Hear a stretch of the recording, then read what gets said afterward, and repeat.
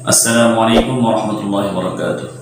अल्हम्दुलिल्लाहि रब्बिल आलमीन वस्सलातु वस्सलामु अला रसूलिल करीम व अला आलिहि व আসহাবিহি আজমাইন, আম্মা বাদ। সুপ্রিয় দর্শক, আশা রাখছি আল্লাহ তাআলার রহমতে ভালো আছেন। আমি আপনাদের সম্মুখে তিনটি জরুরি মাসআলা উল্লেখ করব ইনশাআল্লাহ তাআলা। নাম্বার 1, উভয় ঈদের খুতবা কিভাবে দেওয়া উচিত। নাম্বার 2, যে ব্যক্তির ঈদের নামাজ ছুটে গিয়েছে সে কি করবে, তার করণীয় কি। নাম্বার 3, উভয় ঈদের নামাজের পরে দোয়া করা বেদাত কিনা, এই বিষয়টি উল্লেখ করব ইনশাআল্লাহ তাআলা। ईद के खुतबा मुस्ताहब ये है, ईदर खुतबा मध्य मुस्ताहब हो कि पहले खुतबा में अव्वल मुसलसल 9 मरतबा अल्लाहु আকবার कहे। प्रथम खुतबार मध्य धारावाहिक भावे 9 बार अल्लाहु আকবার बोलबे और दूसरे खुतबा में 7 मरतबा और द्वितीय खुतबार मध्य 7 बार अल्लाहु আকবার बोलबे। ये सुन्नत है, ये हलो सुन्नत। और मुस्ताहब ये है, और मुस्ताहब हो कि मिंबर से उतरने से पहले मिंबर थे नामार आगे 14 मरतबा अल्लाहु আকবার कहे, 14 बार अल्लाहु আকবার बोलबे। और जब ईद के खुतबा के लिए मिंबर पर चढ़े एवं जखन ईदर खुतबा देवार जन्य इमाम साहेब मिंबरे उठबे तो खुतबा से पहले ना बैठे ताहले खुतबा देवार पूर्वे मिंबरे बसबे ना। एटी लक्ष्य राखबे, इमाम साहेब जखन ईदर नामाज शेष करबे सरासरि खुतबा देवार जन्य मिंबर मध्य दाड़िये जाबे। खुतबा देवार जन्य खुतबा देवार आगे मिंबर मध्य बसबे ना। हमारे नजदीक यही तरीका मसनून है। हमारे हनाफी मजहब बोलते এই পদ্ধতিটি হলো সুন্নত। কেউ কেউ মিম্বর पर বইট না, কেননা খুতবা দেওয়ার আগে মিম্বরে বসাটা যেটা জুমার নামাজের মধ্যে হয়ে থাকে, দর আসর আযান খতম होने के इंतजार में होता है। এটা মূলত জুমার নামাজের মধ্যে আযান শেষ করার অপেক্ষায় ইমাম সাহেব বসে থাকে, খতিব সাহেব বসে থাকে। যখন আযান शेष হয় তখন খতিব সাহেব খুতবা দেওয়া शुरू করে দেন। और ईद के खुतबा में आज़ान नहीं है और ईदर खुतबार मध्य जेहेतु आज़ान नहीं, इसलिए ना बैठे ईदर नामाज शेष करार परे खुतबा देवार आगे प्रथम खुतबा एर आगे एखाने बसबे ना, जेटा जुमार नामाजेर मध्य बसा हये थाके। उद्धृति दुरुल मुख्तार खंड नम्बर 1 पृष्ठ नम्बर 794। दुरुल खुतबा के दरमियान कुछ देर बैठे आरेकटी मसला हलो उभय खुतबार माঝখানে ईदर नामाजेर दुनो खुतबार माঝখানে কিছু সময় বসবে। যেরূপভাবে জুমার নামাজের মধ্যে 2 খুতবার মাঝখানে বসে ঈদের নামাজের মধ্যেও 2 খুতবার মাঝখানে সামান্য সময়ের জন্য বসবে। উদ্ধৃতি ফতোয়ায়ে আলমগীরি খণ্ড নম্বর 1 পৃষ্ঠা নম্বর 73। আরেকটি মাসআলা হলো এই মাসআলা बाद नमाज ईदाइन इमाम मिंबर पर खड़े होकर खुतबा पढ़े। ईदर नामाजेर परे इमाम साहेब मिंबर ऊपर दाঁড়িয়ে खुतबा पढ़बे। यही सुन्नत है, ये सुन्नत। नमाज और खुतबा की जगह एक नहीं होती है। नामाज पढ़ार स्थान एवं खुतबा देवार स्थान जेन एक ना हो। जेखाने नामाज पढ़ेছে সেখান থেকে সরে গিয়ে मिंबरेर मध्य उठे खुतबा दिबे। नमाज पढ़ाने के लिए इमाम नीचे खड़ा होता है। स्वाभाविकत इमाम साहेब नामाज पढ़ाনোর জন্য সমতল জায়গার মধ্যে দাঁড়িয়ে থাকেন, দাঁড়ান। और खुतबा मिंबर पर जाकर पढ़ाता है और खुतबा दिए থাকেন मिंबर ऊपर उठे खुतबा दे। ये गलत है कि जिस जगह नमाज पढ़े उसी जगह खुतबा पढ़े। এটা ভুল হবে যে যেখানে নামাজ পড়েছে যদি সেখানে দাঁড়িয়ে খুতবা দেয়, এটা ভুল হবে। এই কাজ ইমাম সাহেব করবে না। অতএব ঈদের নামাজ ইমাম সাহেব পড়ানোর পরে যেখানে নামাজ পড়েছেন সেখান থেকে সরে খুতবা দিবে। যদি ঈদগাহের মধ্যে খুতবা দেওয়ার জন্য মিম্বর না থাকে তাহলে কমপক্ষে নামাজের স্থান থেকে সরে একটু দূরে স্থানে নামাজের স্থান থেকে সরে গিয়ে খুতবা দিবে। নামাজের জায়গার মধ্যে দাঁড়িয়ে খুতবা দিবে না। উদ্ধৃতি ফতোয়া দারুল উলুম খণ্ড নম্বর 5 পৃষ্ঠা নম্বর 192। সুপ্রিয় দর্শক, আমি আপনাদের সম্মুখে দ্বিতীয় নম্বর যে বিষয় উল্লেখ করব তা হলো ঈদাইনকে জামাত না মিলনে কা হুকুম। যদি কারো ঈদের নামাজ ছুটে যায় তখন তার জন্য কি করণীয় সেই বিষয়টি উল্লেখ করছি। जिसकी नमाज ईद छूट गई है, जो व्यक्ति ईद नमाज छूटे गए अगर उसके लिए दूसरे जगह जमात ईद में जाना मुमकिन हो, यदि से अन्य जगह मध्य ईद नमाज पढ़ा तार जन्य सम्भव है ताकि वो वहाँ जाकर नमाज ईद अदा करे, से जन से जगह मध्य गए ईद नमाज पढ़े। लेकिन अगर वो वहाँ जाने से मजबूर हो और ना जा सकता हो, किंतु यदि से जगह जाते अक्षम है अथवा से सेखाने जेते पारछे ना, उसको चाहिए कि वो 4 रकात चाश्त की नमाज की तरफ अदा करे। তাহলে তার জন্য উচিত সে যেন 4 रकात चाश्तेर नमाज पढ़े ले। ये नमाज ईद की नमाज ना होगी তার এই চাশতের নামাজ ঈদের নামাজ হবে না, বলকে চাশতি নামাজ होगी, বরং তার এই নামাজটি চাশতের নামাজই হবে। इस तरह सवाब में जो कमी रह गई थी, এভাবে সওয়াবের মধ্যে যে পরিমাণ তার কমতি হয়েছে ঈদের নামাজ ছুটার কারণে, उसकी किसी दर्जा में तलाफी हो जाएगी, কিছু না কিছু হলেও তার ক্ষতিপূরণ হবে। এই জন্য ক্ষতিপূরণ করার জন্য সে চাশতের নামাজ পড়ে নেবে, যেন তার সামান্য পরিমাণ হলেও কিছু ক্ষতিপূরণ হয়ে যায়। উদ্ধৃতি দুররে মুখতার খণ্ড নম্বর 1 পৃষ্ঠা নম্বর 795। সুপ্রিয় দর্শক, আমি আপনাদের সম্মুখে উভয় ঈদের নামাজের পরে ইমাম সাহেব উপস্থিত মুসল্লিদেরকে নিয়ে সম্মিলিতভাবে দোয়া করা এই বিষয়টি শরীয়তের দৃষ্টিকোণ থেকে তার বিধান কি তা অতি সংক্ষেপে উল্লেখ করছি। हमारे हज़रात अकाबिर मसलन हज़रत मौलाना रशीद अहमद गंगोही उद्दिसा सिर्रुहु और हज़रत मौलाना मोहम्मद कासिम नानतुबी रहमतुल्लाहि अलैहि और दीगर असदर किराम मसलन हज़रत मौलाना मौलवी मोहम्मद याकूब नानतुबी साबिक़ सदर मुदर्रिस दारुल उलूम देवबंद और मौलाना महमूद हसन रहमतुल्लाह तआला अन्हुम का यही मामूल रहा है कि बाद नमाज ईदैन के भी तमाम नमाजों के तरह हाथ उठाकर दुआ मांगते थे। আমাদের যারা আকাবের রয়েছেন, যেমন হযরত মাওলানা রশিদ আহমদ গঙ্গোহী রহমতুল্লাহি আলাইহি, হযরত মাওলানা কাসিম নানতবী রহমতুল্লাহি আলাইহি এবং অন্যান্য যারা রয়েছেন, মাওলানা ইয়াকুব নানতবী রহমতুল্লাহি আলাইহি, মাওলানা মাহমুদ হাসান রহমতুল্লাহি আলাইহি, ওনাদের ইহেই আমল রয়েছে যে তারা উভয় ঈদের নামাজের পরে সম্মিলিতভাবে হাত উঠিয়ে দোয়া করতেন। और हदीस से भी मुतलकन नमाजों के बाद दुआ मांगना साबित है এবং হাদিস দ্বারা সব নামাজের পরে দোয়া চাওয়ার বিষয়টি প্রমাণিত রয়েছে। ইসমে ঈদাইন की नमाज भी दाखिल है, তার মধ্যে উভয় ঈদের নামাজও অন্তর্ভুক্ত রয়েছে। লিহাজা রাজিহ কৌল हमारे नजदीक यही है, অতএব আমাদের নিকটে গ্রহণযোগ্য উক্তি হলো এটি, প্রাধান্যযোগ্য উক্তি হলো এটি कि दुआ बाद नमाज ईदैन भी मुस्ताहब है, যে উভয় ঈদের নামাজের পরেও দোয়া করাটা মুস্তাহাব। যদিও এই বিষয়টিকে লামাযাবি ভাইগণ তারা অস্বীকার করেন যে 5 ওয়াক্ত নামাজের পরে দোয়াটি হাদিস দ্বারা প্রমাণিত নয়, উভয় ঈদের নামাজের পরে দোয়া হাদিস দ্বারা প্রমাণিত নয়, তারা এই বিষয়টিকে অস্বীকার করে থাকেন। এই জন্য এটা খুবই একটা পরিতাপের বিষয়। তারা যে কোনো একটা বিষয়কেই বলে থাকেন যে এটা सुन्नत ना, नबी अलैहि सुन्नत ना, नबी अलैहि सुन्नत के खिलाफ। और दीगर हदीस से सब नमाजों के बाद दुआ होना साबित है। অন্যান্য হাদিস দ্বারা নামাজের পরে দোয়া করা এটা প্রমাণিত রয়েছে, নবী আলাইহিস সালাম করতেন। उसको भी उस पर महमूल किया जाएगा। অতএব ঈদের নামাজের পরেও এই বিষয়টাকে অন্যান্য নামাজের উপরে তাকে হামল করা হবে। অতএব ঈদের নামাজ যেহেতু অন্যান্য নামাজের মতো একটি নামাজ, তাই ঈদের নামাজের পরেও दुआ कराटा शरीर द्वारा प्रमाणित, क्योंकि जब कुल्लियतन दुआ का मुस्ताहब होना नमाजों के बाद साबित हो गया, जेहेतु सब नमाजेर परे दुआ कराटा हादिस द्वारा प्रमाणित रयेछे, तो अब ये जरूरी नहीं, अतएव এটা आवश्यक नय कि हर नमाज के बाद बतसरीह वारिद हो যে প্রত্যেক নামাজের পরে দোয়া করার বিষয়টি হাদিস দ্বারা প্রমাণিত হওয়ার প্রয়োজনীয়তা রয়েছে, তার কোনো প্রয়োজনীয়তা নেই। শুধুমাত্র মুতলাকান নামাজের পরেই দোয়া করার বিষয়টি হাদিস দ্বারা যেহেতু প্রমাণিত রয়েছে, এই জন্য পৃথকভাবে ঈদের নামাজের পরে দোয়া করা এটা প্রমাণিত করার কোনো প্রয়োজনীয়তা নেই। আম দূর সে নামাজों के बाद दुआ मांगना वारिद हुआ है, সাধারণভাবে সব নামাজের পরে দোয়া করার বিষয়টি হাদিস দ্বারা প্রমাণিত রয়েছে। লিহাজা ঈদাইন की नमाज के बाद भी दुआ मांगना मसनून और मुस्ताहब है, তাই ঈদের নামাজের পরেও দোয়া করাটা সুন্নত এবং মুস্তাহাব। উদ্ধৃতি ফতোয়া দারুল উলুম খণ্ড নম্বর 5 পৃষ্ঠা নম্বর 188 থেকে নিয়ে 190 পর্যন্ত। হিসনে হাসিন में वो अहादीस दुआ से मुतअल्लिक मज़कूर है, हिस्ने हसीन किताबेর মধ্যে দোয়া সংক্রান্ত হাদিসগুলো বর্ণিত রয়েছে।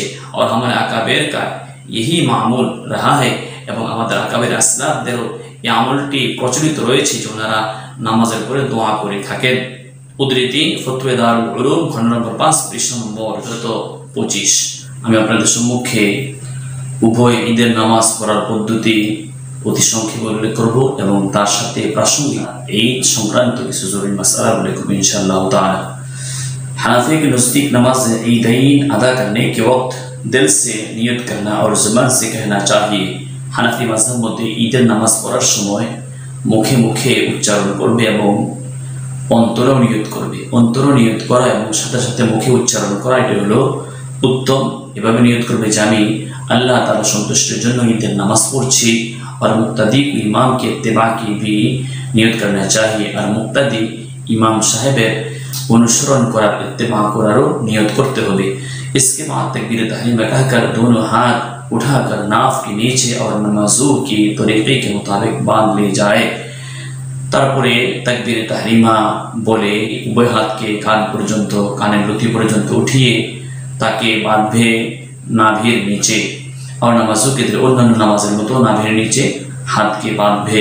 उसके बाद इमाम और मुक्तदी दोनों सना सुबहानकल्लाहुम्मा आखिर तक पढ़े। तारपरे तकबीर तहरीमा पढ़ार परे इमाम एवं मुक्तदी उभयजनेই साना पढ़बे सुबहानकल्लाहुम्मा शेष पर्यन्त पढ़बे। साना पढ़ा शेष करार परे फिर इमाम जायद तकबीरा 3 बार अल्लाहु अकबर कहे।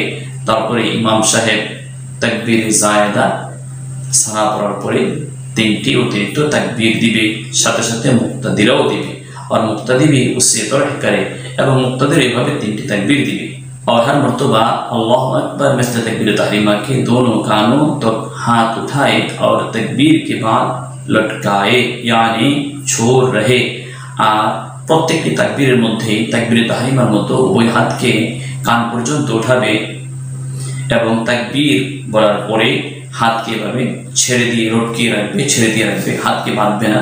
अतिरिक्त तकबीरेर मध्य प्रथमबार अल्लाहु अकबर बले हाथ के ছেড়ে दिबे, 2 नम्बर बार अल्लाहु अकबर बले हाथ के ছেড়ে दिबे, तृतीय तकबीरेर मध्य अल्लाहु अकबर बले हाथ के एभाবে बेঁধে दिबे।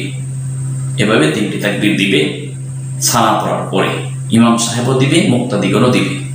और हर तकबीर के बाद इतना तवक्कुफ करना चाहिए जितने आरसा में 3 तकबीरें कहे जा सके एवं प्रत्येक 2 तकबीरेर माझे ये परिमाण समय विलंबित करबे जेन 3 बार अल्लाहु अकबर शब्द बोलते पारे। और इस असना में कोई जिकिर मसनून नहीं एवं এই সময়ের মধ্যে কোনো জিকির সুন্নত নেই, কোনো শব্দ বলবে না, চুপ করে দাঁড়িয়ে থাকবে। অর্থাৎ প্রত্যেক অতিরিক্ত 3 তাকবীরের মাঝে 3 বার আল্লাহু আকবার বলতে পারে পরিমাণ সময় विलंब करे दाঁড়িয়ে থাকবে, चुप থাকবে। और सुन्नत यह है कि नमाज ईद पढ़ने वाला मुक्तदी या इमाम उन तकबीरों में रफ़ई यदैन हाथ कानों तक उठाए एवं सुन्नत हलो এই তাকবীরে জায়দার মধ্যে ইমাম সাহেব এবং মুক্তাদি সবাই হাতকে কান পর্যন্ত উঠাবে। फिर इमाम আউযু বিল্লাহ এই অতিরিক্ত তাকবীর শেষ করার পরে প্রথম রাকাতের মধ্যে ইমাম সাহেব আউযু বিল্লাহ পড়বে और बिस्मिल्लाह এবং बिस्मिल्लाह पढ़বে। आहिस्ता पढ़े आउज़ु बिल्लाहि व बिस्मिल्लाह के आस्ते आवाज़े पढ़बे। उसके बाद सूरे फातिहा और सूरत एवं तारपरे सूरे फातिहा पढ़बे, आरेकटी सूरा मिलाबे, ऊंची आवाज से पढ़े, उच्च स्वरे पढ़बे। और मुस्ताहब ये है और मुस्ताहब हलो এই প্রথম রাকাতের মধ্যে कि सब्बिह इस्मा रब्बिकल आला की सूरत हो। प्रथम राकातेर मध्य सब्बिह इस्मा रब्बिकल आला सूराटी पढ़बे। उसके बाद इमाम रुकू करे, तारपरे इमाम साहेब रुकू करबे और मुक्तदी इमाम के पैरवी करे और मुक्तदी इमाम साहेबर अनुसरण करबे और फिर सिजदा करे एवं तारपरे सिजदा करबे। फिर जब दूसरी राकात शुरू करे एभाবে प्रथम राकात शेष करबे। प्रथम राकात शेष करार परे যখন দ্বিতীয় রাকাতের জন্য দাঁড়াবে तो सूरे फातिहा के बाद कोई सूरत पढ़ी जाए। प्रथमे सूरे फातिहा पढ़बे द्वितीय राकातेर मध्य, तारपर अन्य एकटी सूरा मिलाबे। मुस्ताहब ये है, मुस्ताहब हलो এই कि वो सूरत हल अताका हदीसुल गाशिया हो। এই সূরাটি দ্বিতীয় রাকাতের মধ্যে सूरे गाशिया पढ़बे। हल अताका हदीसुल गाशिया এই সূরাটি পড়বে। सूरत पढ़ने के बाद इमाम और मुक्तदी द्वितीय राकाते सूरा पढ़ार परे सूरा मिलाনোর পরে इमाम এবং मुक्तदी উভয়জনে জায়েদ তাকবীরাত कहे अतिरिक्त 3टी तकबीर बोलबे। यानी फिर 3 बार तकबीर कहे और हाथ छोड़ दे अर्थात 3टी तकबीर बोलबे एवं प्रत्येक बारे हाथ के छेड़े दिबे और चौथे तकबीर पर रुकू करे, चतुर्थ तकबीर बोले रुकुर मध्य जाबे। ये तकबीरात रुकू के तकबीर के अलावा 3 है। এখানের মধ্যে দ্বিতীয় রাকাতের মধ্যে সূরা ফাতিহা পড়ার পরে অন্য সূরা মিলানোর পরে রুকুর আগে এখানে 3টি তাকবীর রয়েছে। এই 3টি তাকবীর রুকুর তাকবীর থেকে পৃথক 3টি তাকবীর और हर तकबीर में हाथ छोड़े जाए। प्रत्येक तकबीरेर माझे हाथ के छेड़े दिबे, हाथ के बांधबे ना। बाकी नामाज हसबे दस्तूर पूरी की जाए। अवशिष्ट नामाज अन्यान्य नामाजेर मतोई পরিপূর্ণ করবে। উদ্ধৃতি কিতাবুল ফিকহ আলাল মাযাহিবুল আরবাআ, খণ্ড নম্বর 1, পৃষ্ঠা নম্বর 550। এখন আমি আপনাদের সম্মুখে ঈদ সংক্রান্ত কিছু জরুরি মাসআলা উল্লেখ করব ইনশাআল্লাহ তাআলা। ঈদগাহ जाते हुए तकबीर, ঈদগাহতে যাওয়ার সময় তাকবীর বলা। ঈদ আযহা में ঈদগাহ जाते हुए बुलंद आवाज से तकबीर, ঈদ উল আযহার মধ্যে ঈদগাহতে যাওয়ার সময় উচ্চ আওয়াজে তাকবীর এ তাশরিক বলতে বলতে যাবে। उसमें किसी का इख्तिलाफ नहीं है, এই কথার মধ্যে কারো কোনো মতামত নেই, সবার মধ্যে ঈদ উল আযহার মধ্যে যাওয়ার সময় উচ্চ আওয়াজে তাকবীর এ তাশরিক বলবে। মাসআলা, ঈদ আযহা में मुस्तहब ये है, ঈদ উল আযহার মধ্যে মুস্তাহাব হলো এই যে নামাজে ঈদ के बाद খায়, যে ঈদের নামাজের পরে খাবে, आगे खाबे ना। अगर कोई नमाज ईद अज़हा से पहले खाए तो ये मकरूह तंज़ीही भी नहीं होगा। यदि कोनो व्यक्ति ईद उल आज़हार मध्य नामाजेर पूर्वे खेये नेय ताहले एटा मकरूह होबे ना, मकरूह तंज़ीहीओ होबे ना, क्योंकि बदाइउस सनाई में सराहत है, केनना बदाइउस सनाइर मध्य स्पष्ट बर्णित रयेछे कि चाहे खाए चाहे ना खाए, इच्छा करले ईद उल आज़हार मध्य नामाजेर आगे खेतेও पारे, नामाजेर आगे नाও खेते पारे। मगर मुस्ताहब ये है, किन्तु मुस्ताहब हलो এই कि नमाज के बाद खाए, যে নামাজের পরেই খাবে। নামাজের পরে খাওয়াটা হলো মুস্তাহাব, বাকি নামাজের আগে খাওয়া জায়েজ আছে, কোনো সমস্যা নেই। উদ্ধৃতি দুরুল মুখতার, খণ্ড নম্বর 1, পৃষ্ঠা নম্বর 796। দর্শক, আমি আপনাদের সম্মুখে আরেকটি জরুরি মাসআলা উল্লেখ করব, তা হলো এই ঈদ আযহা के नमाज के बाद तकबीर, ईद उल अज़हा नमाजेर परे तकबीर बोला। ईद अज़हा की नमाज के बाद भी तकबीर तशरीक कहने में कोई मुतायका नहीं। ईद उल अज़हा परेও तकबीर तशरीक बोलाর মধ্যে কোনো সমস্যা নেই। इसलिए मुसलमान बराबर उसी तरह कर आती है, কেননা মুসলমানগণ এই আমলটি আগ থেকে করে আসছে যে ঈদ উল আযহার পরে নামাজ শেষ করার পরে তারা तकबीर तशरीक বলে আসছে। लिहाजा उनके पैरवी वाजिब है, এজন্য এটা আমল করাটা ওয়াজিব। और उलामा बलख का यही मसलक है, এবং उलामा बलखेर এটাই মাসলাক, এটাই মাযহাব যে ঈদ উল আযহার পরে तकबीर तशरीक बोलबे। ईद अज़हा की नमाज के बाद तकबीर तशरीक कहना मुस्ताहब है। ईद उल अज़हा नमाजेर परे तकबीर तशरीक बोलाटा हलो मुस्ताहब। उद्धृति दुरुल मुख्तार, खण्ड नम्बर 1, पृष्ठा नम्बर 800। उभय ঈদের দিন ঈদের নামাজের পরে মুসাফাহা মুআনাকা করা সংক্রান্ত বিষয়গুলো ধারাবাহিকভাবে আলোচনা করছি। प्रथम विषय हलो ईदैन की नमाज के बाद मुसाफहा करना, जैसा कि आजकल रवाज है, जायज़ है या नाजायज़। बर्तमाने जे एकटा प्रचलित रीति रयेछे, रीतिनीति रयेछे जे ईदेर नामाजेर परे मुसाफहा करा हय, एटा जायज़ किना। अगर नाजायज़ है तो आवामुन नास को उससे रोकना जरूरी है या नहीं। यदि এই কাজটি नाजायज़ হয়ে থাকে তাহলে জনসাধারণকে সেই কাজ থেকে ফিরানো এবং তাদেরকে বাধা দেওয়াটা আবশ্যক কিনা। 2 নম্বর বিষয় হলো उसमें मुआनत कैसे और किस दर्जा की है। ঈদের নামাজের পরে মুসাফা করা যে নিষিদ্ধ, এই নিষিদ্ধটি কোন স্তরের, কোন জাতীয় নিষিদ্ধ। नंबर 3, ये मुमानात क्या नमाज अदा करने की फौरन बाद के लिए है या ईद का पूरा दिन उसमें दाखिल है। ঈদের নামাজের পরে যে মুসাফা করা নিষিদ্ধ, এটা কি শুধু ঈদের নামাজের পরপরই নিষিদ্ধ নাকি পুরা ঈদের দিনের জন্যই নিষিদ্ধ। नंबर 4, क्या मुआनाका तो उसमें शामिल है। ঈদের নামাজের পরে যেরকম ভাবে মুসাফা করা এটারও যা বিধান নিষিদ্ধ যদি হয়ে থাকে তাহলে মুআনাকা করাও কি নিষিদ্ধ কিনা। এই বিষয়গুলো 4টি বিষয় ইনশাআল্লাহ ধারাবাহিকভাবে উল্লেখ করছি।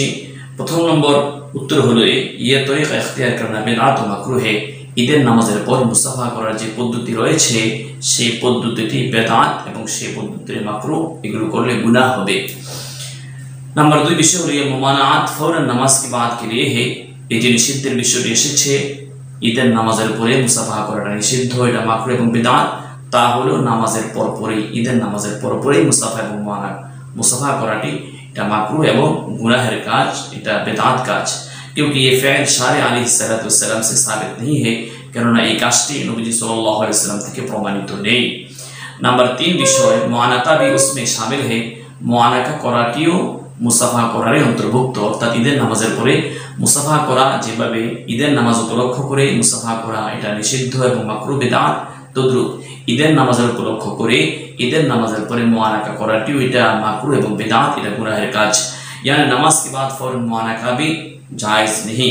অর্থাৎ ঈদের নামাজের পরে মুআনাকা করাটিও ঈদের নামাজের উপলক্ষ করে এটা জায়েজ নেই। बाकी रहा ईदैन के दिन मुलाकात के वक्त मुसाफा व मुआनाका हाथ मिलाना और गले मिलना दुरुस्त है। অবশিষ্ট রইল ঈদের দিন যখন কোনো ব্যক্তির সাথে সাক্ষাৎ হলো মাত্র, তখন সাক্ষাতের উপলক্ষ করে তার সাথে মুসাফা করা যেতে পারে, মুআনাকাও করা যেতে পারে। এটা কোনো ঈদ উপলক্ষ নয়, এটা শুধুমাত্র তার সাথে সাক্ষাৎ উপলক্ষ। এই হিসেবে তার সাথে মুসাফা এবং মুআনাকা ঈদের দিন করা যেতে পারে। बेदात या किसी गुनाह के इर्तिकाब किसी मसलहत की पेश नज़र हरगिज़ जायज़ नहीं। কোনো বেদাত কাজ, কোনো মাকরুহ কাজ, এগুলোকে কোনো মাসলাহাত মনে করে এটাকে শরীয়তে করার কোনো অনুমতি নেই। अलबत्ता दूसरों को मना करना उस वक्त ज़रूरी है, কিন্তু ঈদের দিন মুসাফা করা থেকে, মুআনাকা করা থেকে অন্যদেরকে বাধা দেওয়াটা এটা সাধারণভাবে আবশ্যক নয়। এটা ওই সময় আবশ্যক হবে जबकि कबूल करने की उम्मीद हो। हाँ, যদি ব্যক্তি এমন হয় যে তাকে বাধা দিলে সে মানবে, সে মুসাফা করবে না, মুআনাকা করবে না, তখন তাকে গিয়ে বাধা দিবে। ওয়ারনা নাহি আনিল মুনকার জরুরি নেই। আর যদি এমন হয় যে তাকে বাধা দিলে সে রেগে যেতে পারে, গোসা হতে পারে তার, এবং সে কথাগুলো শুনবে না বা তাকে কটু কথা বলবে, তাহলে এই অবস্থার মধ্যে তাকে এই ধরনের কাজ থেকে, বেদাত কাজ থেকে বাধা দেওয়াটা আবশ্যক নয়। वर्दी की जो नमाज के बाद किसी से मुआनाका मुसाफा ना करे। हाँ, अगर किसी से मुलाकात ही नमाज के बाद हुई हो तो उससे जायज़ है, मगर बिदात की मुसाफात की तायद होने की वजह से उससे बचना चाहिए। किंतु যদি কোনো ব্যক্তির সাথে ঈদের নামাজের পরেই তার সাথে সাক্ষাৎ হলো, যেমন ঈদের দিন অনেক মানুষের সাথে সাক্ষাৎ হয়ে থাকে, ঈদ উপলক্ষে অনেক মানুষ বাড়িতে এসে থাকে, তাহলে তার সাথে ঈদগাহের মধ্যে দেখা হয়ে থাকে, তাহলে এই দেখাতে যদি তার সাথে অনেক দিন পরে দেখা হয়ে থাকে, সাক্ষাৎ হয়ে থাকে, তাহলে সাক্ষাৎ উপলক্ষ করে ঈদের নামাজের পরে তার সাথে মুসাফা মুআনাকা করতে পারে, কোনো সমস্যা নেই। কিন্তু তারপরেও যেহেতু এটার একটা সাদৃশ্যতা ঈদের নামাজের উপলক্ষ করে মুসাফা এবং মুআনাকা এর সাথে তার সাদৃশ্যতা রয়েছে, তাই এই সুরতের মধ্যেও বেদাত থেকে বাঁচার জন্য তার জন্য উচিত হলো যে সেই সময়ের মধ্যেও সে মুআনাকা মুসাফাকে বর্জন করবে না। उद्धृति आसल फतवा पृष्ठ नंबर 300। कायदे कुल यह है कि इबादत में रसूल करीम सल्लल्लाहु अलैहि वसल्लम ने जो कैफियत और हैयत मुअय्यन फरमा दी है, মূলনীতি হলো এই, ইবাদতের মধ্যে নবী সাল্লাল্লাহু আলাইহি ওয়াসাল্লাম যে রীতি এবং নীতি নির্ধারণ করেছেন, उसमें तगय्युर व तबद्दुल जायज़ नहीं है।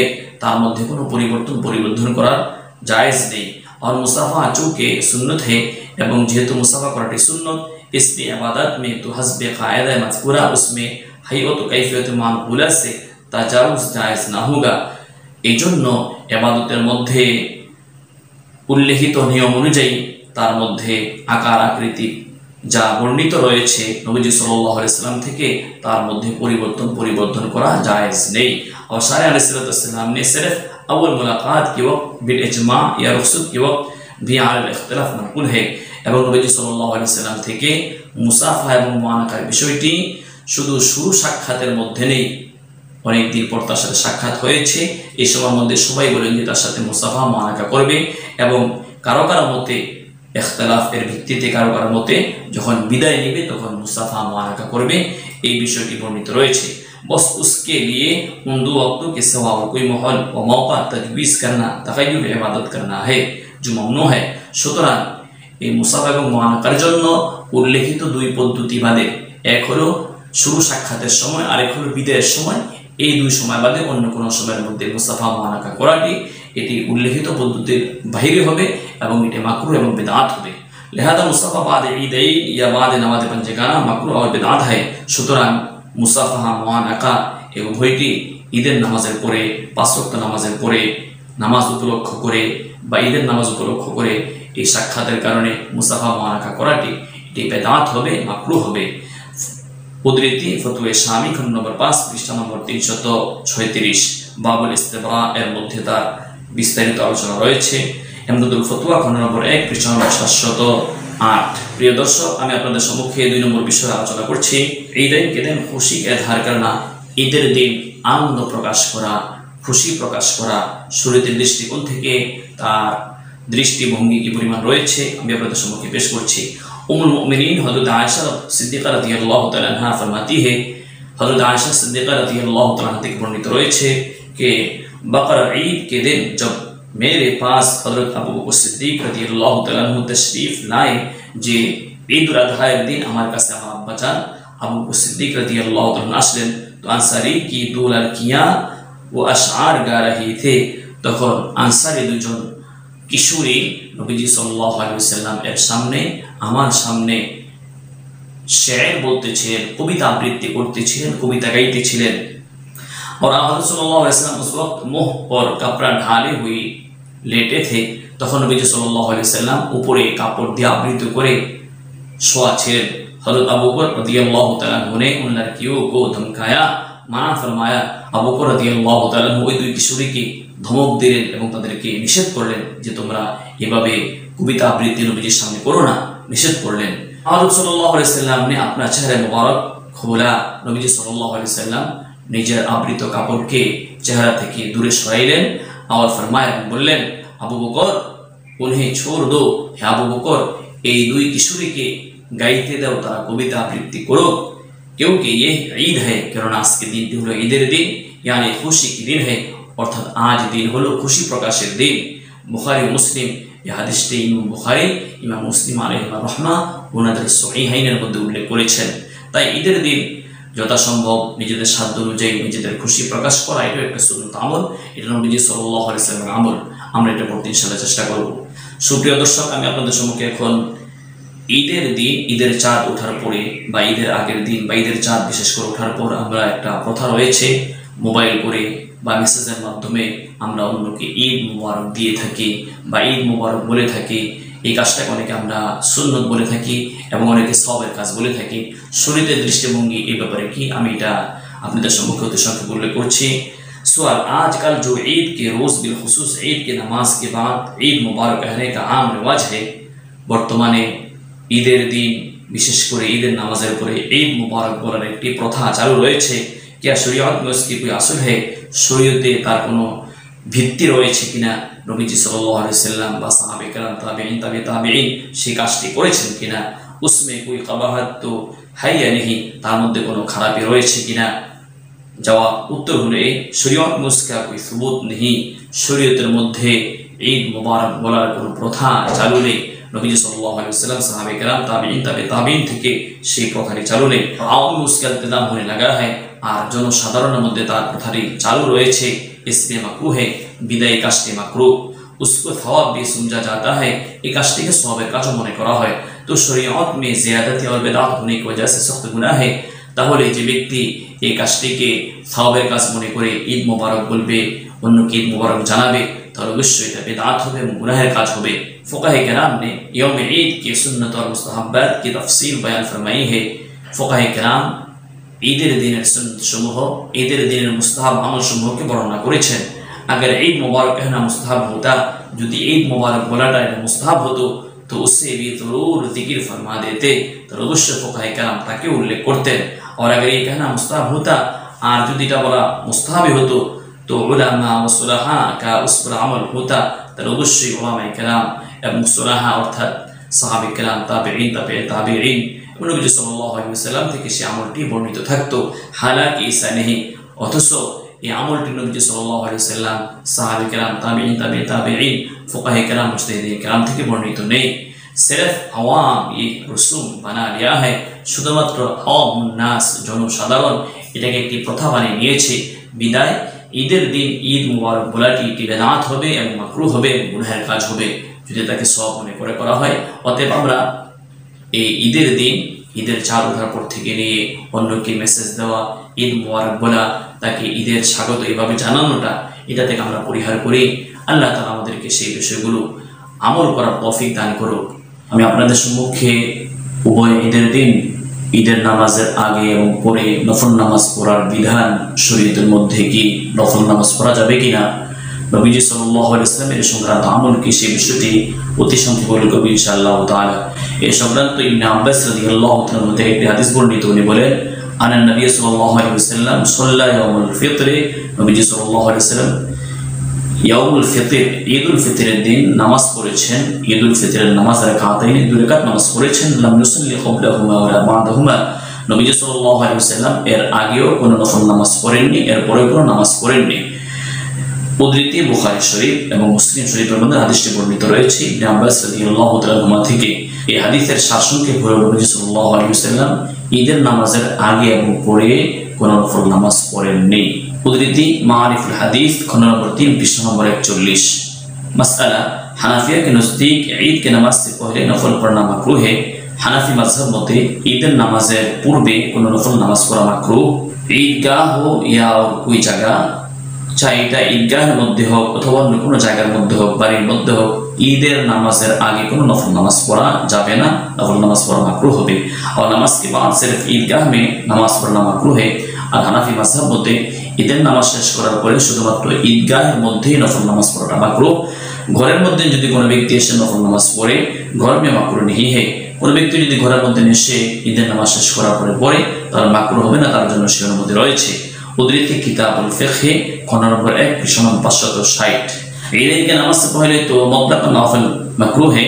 ঈদের নামাজের পূর্বে চাই ঈদুল আযহা হোক ঈদুল ফিতর হোক, সাধারণভাবে ঘরে হোক যে কোনো জায়গাতেই হোক ঈদের নামাজের পূর্বে नफल नमाज पढ़ाना मकरूह। और ईद की नमाज के बाद का ये हुक्म कि ईदगाह में ना पढ़े, अगर घर में आकर पढ़े तो दुरुस्त है। এটা শুধুমাত্র ঈদের নামাজের পরে শুধুমাত্র ঈদগাহের মধ্যে নফল নামাজ পড়া মাকরুহ। আর যদি ঘরের মধ্যে এসে নামাজ পড়ে তাহলে তার জন্য সে অনুমতি রয়েছে, সে পড়তে পারে। উদ্ধৃতি ফতোয়া দারুল উলুম খণ্ড নম্বর 5 পৃষ্ঠা নম্বর 227। বহাওয়ে দুরুল মুখতার খণ্ড নম্বর 1 পৃষ্ঠা নম্বর 777। আরেকটি মাসালা আমি আপনাদের সম্মুখে পেশ করছি, তা হলো জুমা ঈদাইন में सवार होकर जाने में कोई मुतायका नहीं है। জুমার নামাজের জন্য ঈদের নামাজের জন্য কোনো ব্যক্তি যদি আরোহণ হয়ে যায় কোনো সমস্যা নেই, কোনো গুনাহ নেই, আরোহণ হয়ে যেতে পারে কোনো সওয়ারের উপরে বা গাড়ি যোগে সে যেতে পারে, কোনো সমস্যা নেই। और जो शख्स चल सकता है, আর যে ব্যক্তি চলতে পারে হাঁটতে পারে उसके लिए पैदल पाए चलना अफजल है, তার জন্য পায়ে হেঁটে হেঁটে জুমার নামাজে যাওয়া ঈদের নামাজে যাওয়ার উত্তম। কিন্তু এভাবে ঈদগাহের মধ্যে গাড়ি যোগে অথবা সওয়ারি যোগে যাওয়ার অনুমতি রয়েছে, যেতে পারে। উদ্ধৃতি ফতোয়া আলমগীরি খণ্ড নম্বর 1 পৃষ্ঠা নম্বর 72। আমি প্রাসঙ্গিক আপনাদের সম্মুখে নবীজি সাল্লাল্লাহু আলাইহি ওয়াসাল্লামের একটি আমল পেশ করছি। নামাজে ঈদ से पहले या बाद में कुछ खाना, ঈদের নামাজের পূর্বে অথবা পরে কিছু খাওয়া, এই সংক্রান্ত নবীজি সাল্লাল্লাহু আলাইহি ওয়াসাল্লামের কি আমল ছিল। আন বুরায়দা রাদিয়াল্লাহু তাআলা قال كان النبي صلى الله عليه وسلم لا يخرج يوم الفطر। নবীজি সাল্লাল্লাহু আলাইহি ওয়াসাল্লাম ঈদুল ফিতরের দিন নামাজ পড়তে যাইতেন না হাত্তা ইয়াতআমা, না খেয়ে, অর্থাৎ কিছু খেয়ে নবীজি সাল্লাল্লাহু আলাইহি ওয়াসাল্লাম ঈদুল ফিতরের নামাজ পড়তে যেতেন। কোনো মিষ্টান্ন খেয়ে, খেজুর এই জাতীয় কোনো বস্তু খেয়ে ঈদগাহে নবীজি সাল্লাল্লাহু আলাইহি ওয়াসাল্লাম যাইতেন। ইয়াউমুল আযহা হাত্তা ইউসাল্লিয়া, নবীজি সাল্লাল্লাহু আলাইহি ওয়াসাল্লাম ঈদুল আযহার দিন কোনো কিছু খাইতেন না যতক্ষণ না নবীজি সাল্লাল্লাহু আলাইহি ওয়াসাল্লাম ঈদুল আযহার নামাজ পড়তেন। অর্থাৎ নবীজি সাল্লাল্লাহু আলাইহি ওয়াসাল্লাম ঈদুল আযহার মধ্যে ঈদের নামাজ পড়ার পরে জবিহা, নিজের জবেকৃত পশুর গোশত দ্বারা নবী সাল্লাল্লাহু আলাইহি ওয়াসাল্লাম খাইতেন।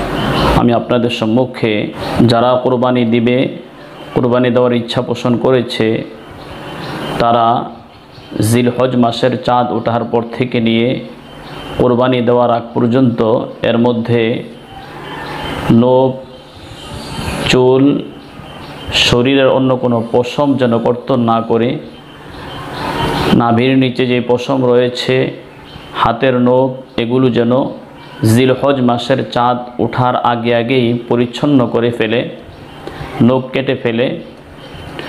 চাঁদ ওঠার পর থেকে নিয়ে কোরবানি দেওয়ার আগ পর্যন্ত এর মধ্যে শরীরের যেন কোনো পশম অথবা নখ এগুলোকে কর্তন না করে। এ সংক্রান্ত নবীজি সাল্লাল্লাহু আলাইহি ওয়াসাল্লাম হাদিস শরীফের মধ্যে ইরশাদ ফরমায়েছেন, عن أم سلمة رضي الله تعالى عنها قالت كان رسول الله صلى الله عليه وسلم إذا دخل العشر وأراد بعضكم أن يضحي فلا يأخذن شعرا ولا يعلمن ظفرا رواه مسلم। উম্মে সালামা রাদিয়াল্লাহু তাআলা আনহা থেকে বর্ণিত, উনি বলেন নবীজি সাল্লাল্লাহু আলাইহি ওয়াসাল্লাম ইরশাদ ফরমায়েছেন, যখন তোমাদের মধ্যে কোনো ব্যক্তি কুরবানি দেওয়ার ইচ্ছা পোষণ করে, অতএব যখন জিলহজ মাস এর 10 দিন শুরু হয়ে যায়, অর্থাৎ যখন জিলহজ এর চাঁদ উঠে যায়, সে যেন ফালা ইয়াখুদান্না শা'রান, সে যেন চুলের কোনো একটি অংশকে কর্তন না করে, ওয়ালা ইউআল্লিমান্না যুফরান, এবং সে যেন নখ এর কোনো অংশ বা নখকে সে কর্তন না করে। অতএব হাদিস নবীজি সাল্লাল্লাহু আলাইহি ওয়াসাল্লামের সারমর্ম হলো এই, যারা কুরবানি দেওয়ার ইচ্ছা পোষণ করেছে তারা যেন জিলহজ মাসের চাঁদ ওঠার পর থেকে নিয়ে কুরবানি দেওয়ার আগ পর্যন্ত শরীরের কোনো পশম অথবা নখকে কর্তন না করে। এই হাদিসের সারমর্ম হলো এই, দরअसल ये आशरे हज का है, मूलत এই 10টা দিন হলো হজের দিন, और उन अय्याम का खासुल खास आमुल हज है, এবং জিলহজ মাসের এই দিনগুলো মূলত হজের দিন। लेकिन हज मक्के मुअद्दमा में ही जा कर सकता है, किंतु हजटी मक्का शरीफेर मध्य हुए থাকে, इसलिए वो उम्र में सिर्फ एक दफ़ा और वो भी अहल इस्तिताअत पर फ़र्ज किया गया है, এবং সেটি জিন্দিগিতে মাত্র একবারই হজ ফরজ আল্লাহ তাআলা করেছেন, এবং সেটা হলো যাদের সমর্থ রয়েছে তাদের উপরেই। उसके ख़ास बरकत वही बंदे हासिल कर सकती है जो वह हाजिर होकर हज करे, তার বরকত তো ওই ব্যক্তি অর্জন করতে পারে যে ব্যক্তি আল্লাহ তাআলার সেই खाने काबर मध्य उपस्थित থাকে। लेकिन अल्लाह ताला ने अपने रहमत से सारे अहले ईमान को उसका मौका दिया है, किंतु अल्लाह तबारक व ताला पूरा विश्वर मुसलमानদেরকে সে একটি সুযোগ দিয়েছেন कि जब हज के ये दिन आए, যখন হজের এই দিনগুলো আসবে, वो अपने अपने जगह रहते हुए भी हज और हुज्जाज से एक नस्बत पैदा कर ले, যে প্রত্যেক মুসলমান স্ব স্থানে থেকে সে হাজি শব্দের সাথে একটা সাদৃশ্যতা গ্রহণ করতে পারে, আর उनकी আমাল में शरीक हो जाए, এবং তাদের আমলের মধ্যে তারা শরীক হয়ে যাবে। ঈদুল আযহা की कुर्बानी का खास राज यही है, ঈদুল আযহার কুরবানি এর মূল রহস্য হলো এই। हुज्जाज कराम 10वीं जिलहज को मिना में अल्लाह ताला की हुजूर में अपने अपने कुर्बानियाँ पेश करते हैं। যারা হজ করার উদ্দেশ্যে খানায় কাবাতে গিয়েছেন ওনারা 10ই জিলহজ মিনার মধ্যে তারা তাদের কুরবানিগুলোকে আল্লাহ তাআলার সামনে পেশ করে থাকে। দুনিয়া ভর কি दूसरे मुसलमान जो हज में शरीक नहीं हो सकते, দুনিয়ার মধ্যে অন্যান্য মুসলমান যারা হজের মধ্যে শরিক হয় না, उनको हुक्म है, तादेर निर्देश हलो कि वो अपनी अपनी जगह ठीक उसी दिन अल्लाह ताला की हुजूर में अपने कुरबानियाँ नजर करे, जे तारा निजेर एलाकार मध्य थेकेई अल्लाह तालार नैकट्य अर्जनेर जन्य तारा कुरबानीगुलो करबे। और जिस तरह हाजी एहराम बांधने की बाद एवं जेभावे हाजी साहेबगण एहराम बांधार परे बाल या नाखुन नहीं तारा आसते, जे तारा निजेदेर नोक एवं चुल के तारा कर्तन करा तादेर जन्य निषिद्ध, तारा कर्तन करे ना। इसी तरह ये मुसलमान जो कुर्बानी करने का इरादा रखते हैं, तद्रूप दुनियार मध्य अन्य मुसलमान जरा कुर्बानी करार इच्छा पोषण करेছে, जिलहज का चाँद नजर आने के बाद ताराओ जिलहजेर चाँद देखार परपरई बाल नाखुन ना तराश हुए ताराओ जेन शरीरेर कोनो अंशेर चुल अथवा नोकके कर्तन ना करे, এভাবে একটি তাদের একটি সাদৃশ্যতা হাজি সাহেবদের সাথে হয়ে যায়। জন্য নবীজি সাল্লাল্লাহু আলাইহি ওয়াসাল্লাম ইরশাদ ফরমায়েছেন, যারা কুরবানি দেওয়ার ইচ্ছা পোষণ করে তারা যেন শরীরের কোনো অংশের চুল অথবা নখকে কর্তন না করে, যা পরিষ্কার পরিচ্ছন্নতা করার প্রয়োজন তা যেন জিলহজের চাঁদ ওঠার আগে আগেই করে নেয়। এর দ্বারা মুসলমানদের একটা সাদৃশ্যতা হাজি সাহেবদের সাথে হয়ে যায়।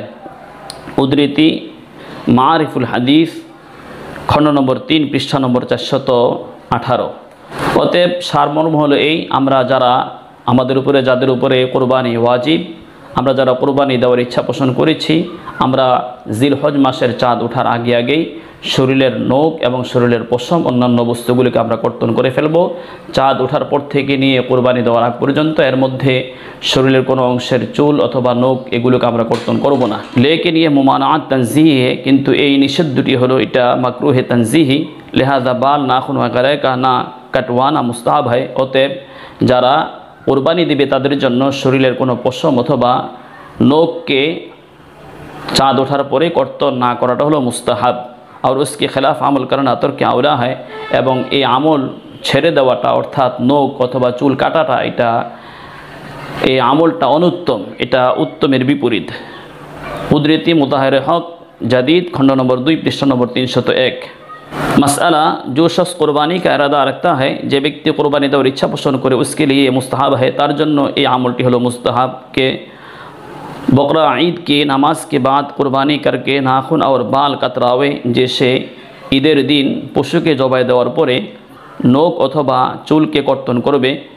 আর যে ব্যক্তি কোরবানি দেওয়ার ইচ্ছা পোষণ করে না, তার জন্য এই আমলটি মুস্তাহাব নয়। সে ঈদের নামাজের আগেও, এই দিনগুলোর মধ্যেও, চাঁদ ওঠার পরে চুলও কাটতে পারবে, নখও কাটতে পারবে, তাদের জন্য কোনো সমস্যা নেই। শুধুমাত্র হলো যারা কোরবানি দিবে তাদের জন্য এই আমলটি হলো মুস্তাহাব আমল।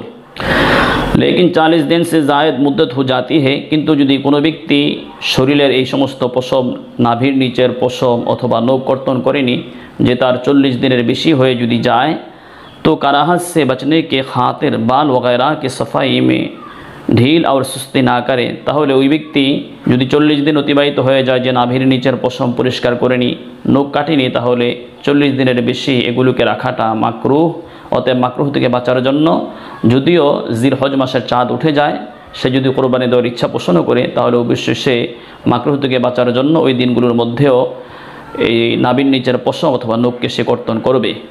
উদ্ধৃতি ফাতওয়া রহিমিয়া খণ্ড নম্বর 2 পৃষ্ঠা নম্বর 88। আমি আপনাদের সম্মুখে উভয় ঈদের দিন গোসল করা, ঈদগাতে যাওয়ার আগে গোসল করা, এটা একটি সুন্নত আমল। নবীজি সাল্লাল্লাহু আলাইহি ওয়াসাল্লাম, সাহাবায়ে কেরাম এই আমলটি করেছেন।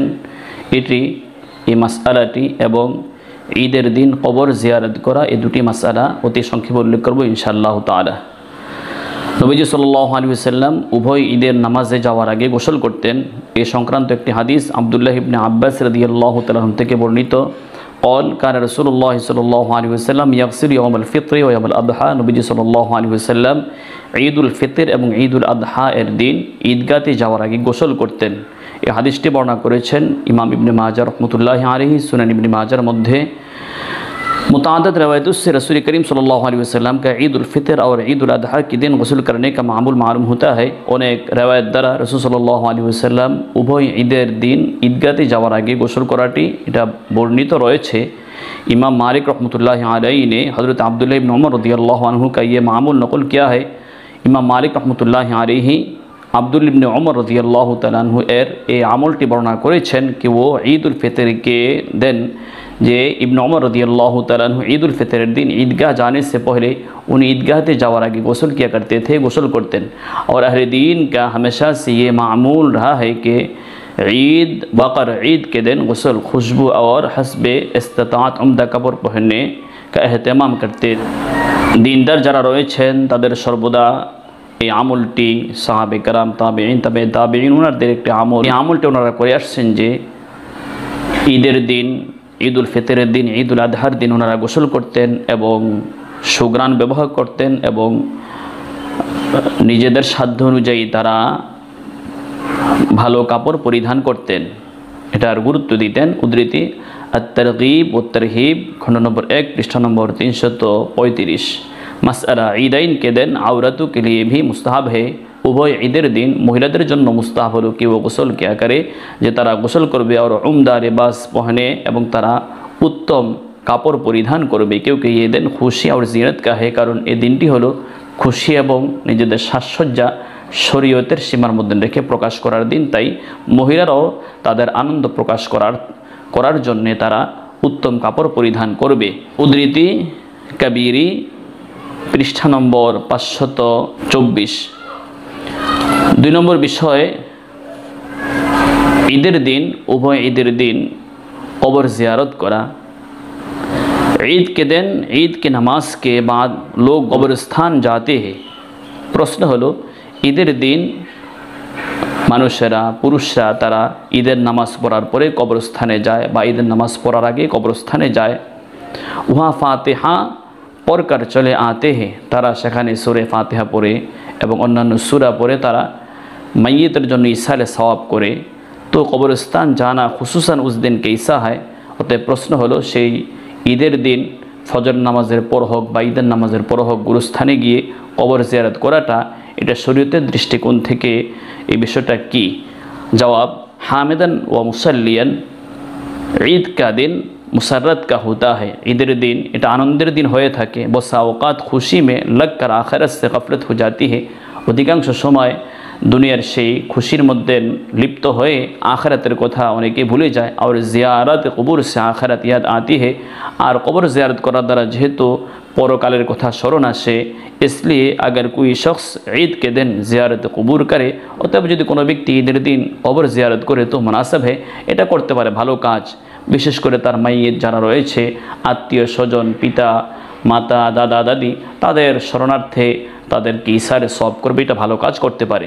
कुछ मुतयक़ा नहीं तार मध्य কোনো समस्या नहीं लेकिन उसका इल्तिज़ाम खां अमलन ही सी जिससे दूसरों को ये शोभा होता कि यह चीज़ लाजिम और ज़रूरी है दुरुस्त नहीं है। किन्तु यदि कोनो व्यक्तिर आवश्यक मने करे जे ईदेर दिन कबर जियारत करतेई होबे बा इमाम साहेबके चाप प्रयोग करे जे आपनि कबर जियारत करतेई होबे ताहले এই কাজটা অবশ্যই এটা बेदात होबे एवं এটা दुरुस्त नहीं जायज़ नहीं। नीस अगर कोई शख्स उस दिन जियारत कबूर ना करे तो उस पर तौन करना या हकीर समझना दुरुस्त नहीं है। যদি কোনো ব্যক্তি ঈদের দিন কবর জিয়ারত না করে তাকে তুচ্ছ মনে করা যাবে না, তাকে তুচ্ছতাচ্ছিল্য বা কোনো কিছু বলা যাবে না। उसके एहतियात लाजिम है, এটা বেঁচে থাকাটা আবশ্যক। অতএব যদি কোনো ব্যক্তি তার মন চায় সে কবর জিয়ারত করতে পারে, আবার যদি কেউ মনে চায় কবর জিয়ারত নাও করতে পারে, নিজে মনে চাইলে করবে অন্যথায় করবে না। কাউকে এই ব্যাপারে কোনো দিক নির্দেশনা দেওয়া বা তাকে আদেশ দেওয়া বা ইমাম সাহেবকে চাপ প্রয়োগ করা যে কবর জিয়ারত করার জন্য এগুলো করা থেকে অবশ্যই বেঁচে থাকতে হবে, এগুলো বেদাত হবে। এভাবে কারো যদি মনে চায় সে নিজে করতে পারে কিন্তু কাউকে নির্দেশ করা যাবে না বা কেউ যদি না করে থাকে তাকে ছোট মনে করা যাবে না। উদ্ধৃতি ফতোয়ায়ে মাহমুদিয়া খণ্ড নম্বর 2 পৃষ্ঠা নম্বর 277। আমি আপনাদের সম্মুখে জিলহজ মাসের 9 তারিখ ফজরের পর থেকে নিয়ে 13 তারিখ আসর পর্যন্ত তাকবীর তাশরিক যে বলতে হয় এই মাসআলাগুলো অতি সংক্ষেপে উল্লেখ করব ইনশাআল্লাহ তাআলা। নামাজে পাঞ্জেগানা কি বাদ তাকবীরাত 5 ওয়াক্ত নামাজের পরে তাকবীর বলবে। तशरीक की तकबीर 9वीं ज़िलहज की नमाज फ़जर से लेकर 5वीं दिन की नमाज असर तक है।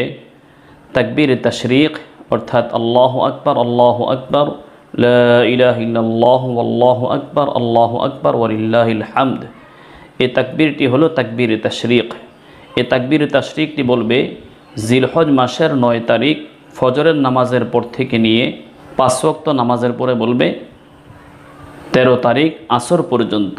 9 तारीख फजर थेके निये 13 तारीख आसर पर्यन्त। उनमें 4 चीज़ों का जानना ज़रूरी है। तार मध्य 5टी विषय जानाटा जरूरी आवश्यक विषय। 1 नम्बर हलो तकबीरों का हुक्म किया है। ये समस्त तकबीर बोलार ये तकबीर तशरीक बोलार विधान की। नम्बर 2 कितनी मरतबा पढ़े और क्या पढ़े, कय बार बोलते होबे एवं की बोलते होबे। नम्बर 3 तकबीरात की शरायत तकबीर तशरीक एर शर्त की। नम्बर 4 तकबीरात का वक्त कोन समय तकबीर पढ़ते हैं एटार समयटा। ये 4टे जिनिस जाना आवश्यक। प्रथम विषय हलो तकबीरात का हुक्म ये है, ये तकबीर तशरीक बोलार विधान हलो ये कि ये वाजिब है। ये तकबीर बोला प्रत्येक मुसलमानेर उपरे एटा हलो वाजिब। उनके पढ़ने का तरीका ये है, এটা পড়ার পদ্ধতি হলো এই कि एक बार अल्लाहु अकबर ला इलाहा इल्लल्लाह वल्लाहु अकबर वलिल्लाहिल हम्द पढ़े एक बार ये तकबीर तशरीक पढ़बे। शरायत ये है 2 नम्बर विषय हलो शर्त हलो এই कि मुकीम हो और शहर में हो। যদি मुकीम হয় এবং শহরের মধ্যে সে অবস্থান করে। আমাদের বাংলাদেশের মধ্যে প্রত্যেকটা গ্রামে শহরের বিধানে রয়েছে और फ़र्ज़ नमाज जमात मुस्तहब से पढ़े एवं फ़र्ज़ नमाज जुदी मुस्तहब जमात साथे पढ़ा है। जिन फ़र्ज़ नमाज़ों के बाद तकबीर तशरीक कही जाएगी वह कुल मिलाकर 23 नमाज़े हुए।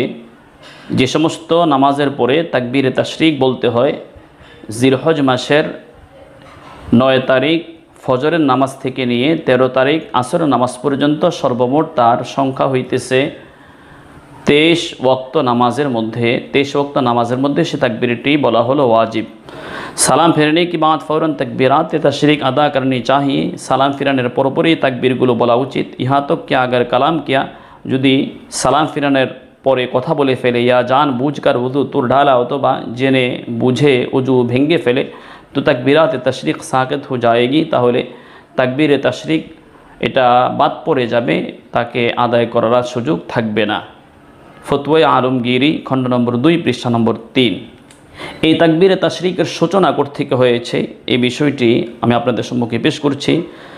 जब हज़रत इब्राहीम खलीलुल्लाह अलैहिस्सलाम ने अपने बेटे हज़रत इस्माईल अलैहिस्सलाम को अल्लाह ताला की हुक्म से दबे कर रहे थे যখন ইব্রাহিম আলাইহিসসালাম নিজ সন্তান ইসমাইল আলাইহিসসালামকে জবে করতে ছিলেন तो हज़रत जिब्रील अलैहिस्सलाम जन्नत से उनका फिदिया लेकर पूछे तखन जिब्रील अलैहिस्सलाम जन्नत থেকে इस्माइल अलैहिस्सलामेर परिवर्ते একটি दुम्बा तार परिवर्ते निये आसलेन और उन्हें खतरा हुआ एवं हज़रत जिब्रील अलैहिस्सलामेर आशंका हलो उनी आशंका करें कि कहे जल्दी में हज़रत इब्राहिम अलैहिस्सलाम हज़रत इस्माइल अलैहिस्सलाम के ज़बह ना कर ना ढाले जेन हज़रत इब्राहिम अलैहिस्सलाम इस्माइल अलैहिस्सलाम के ज़बे करते ना पारें ज़बे करार ব্যাপারে একটি आशंका हो गेल जेन ज़बे करते ना पारें एजন্য दूर থেকে उनी चुनाचे उस वक्त उनकी ज़बान पर यह कलिमात आई जो हज़रत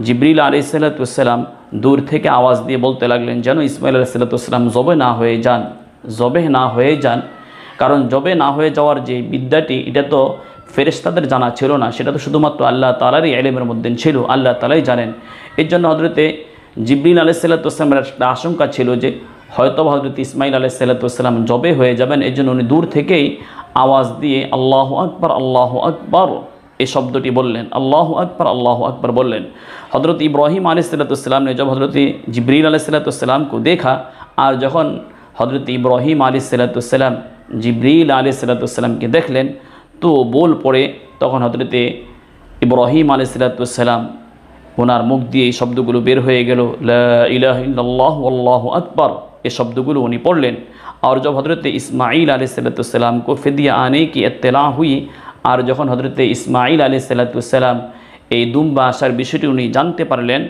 तो आपने फरमाया तखन हज़रत इस्माइल अलैहिस्सलाम बोलें अल्लाहु अकबर वलिल्लाहिल हामद ताहले सम्मिलित शब्दगुलो किछु हज़रत जिब्रील अलैहिस्सलामेर किछु हज़रत इब्राहिम अलैहिस्सलामेर और किछु हलो हज़रत इस्माइल अलैहिस्सलामेर ए ताकबीरे तशरीकगुलो तीनजনের सम्मिलित शब्द हज़रत इब्राहिम अलैहिस्सलाम से ये कलिमात मनकुल है हज़रत इब्राहिम अलैहिस्सलाम থেকে এই শব্দগুলো বর্ণিত রয়েছে উদ্ধৃতি দুররে মুখতার খণ্ড নম্বর 1 পৃষ্ঠা নম্বর 798 আর তোহাবি শরীফের উদ্ধৃতিতে বহাওলায় তোহাবি শরীফের উদ্ধৃতিতে এই বিষয়টি বর্ণনা করা হয়েছে অতএব এই তাকবীরে তাশরিক সাইয়্যিদিনা ইব্রাহিম अलैहिस्सलाम থেকে বর্ণিত যা আমরা পড়ে থাকি तकबीर तशरीक संक्रांत किसु ज़रूरी मसाइल तकबीर तशरीक हर उस फ़र्द आइन नमाज के बाद मुत्तसिरन कहेगा जो जमात मुस्तहब के साथ अदा की गई है तकबीर तशरीक प्रत्येक ওই সমস্ত फ़र्ज़ आइन नमाजेर मध्य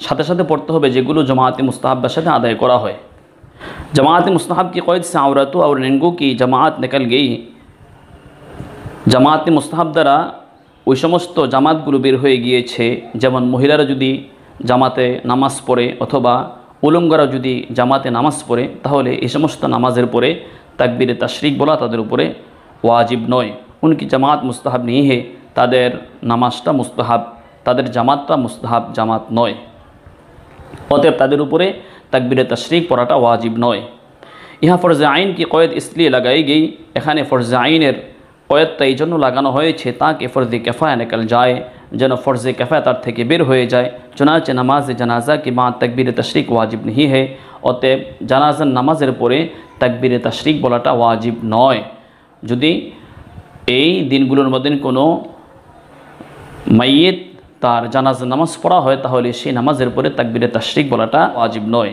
मसला तकबीरात तशरीक इक्तदा की वजह से औरत और मुसाफिर पर भी वाजिब हो जाती है तकबीर तशरीक इक्तदा करार कारणे महिला और मुसाफिर पर वाजिब हो जाए औरत आहिस्ता तकबीर कहे महिलारा आस्ते सुरे तकबीर बोलबे अगर मर्द इमाम की इक्तदा में नमाज पढ़े तो मसबूक जिसके रकात रह गई हो वो अपनी नमाज पूरे करने के बाद तकबीर कहे मसबूक व्यक्ति जार राकात छुटे गिয়েছে সে তার অবশিষ্ট नामाज पढ़ार परे तकबीर बोलबे अगर इमाम ने तकबीर छोड़ दे या भूल गया तो फिर भी तकबीर कहे यदि इमाम साहेब तकबीर बोला छेड़े दे अथवा भूले जाए ताहले मुक्तादिरा स्मरण कराइए दिबे मुक्तादिरा पढ़बे एवं तार शोनार मध्य इमाम साहब पढ़े निबे मसला तकबीर तशरीक अल्लाहु अकबर एक दफ़ा कहना वाजिब है तकबीर तशरीक अल्लाहु अकबर ला इलाहा इल्लल्लाह अल्लाहु अकबर वलिल्लाहिल हम्द এটা एक बार पढ़ाटा हलो वाजिब उससे ज़्यादा वाजिब नहीं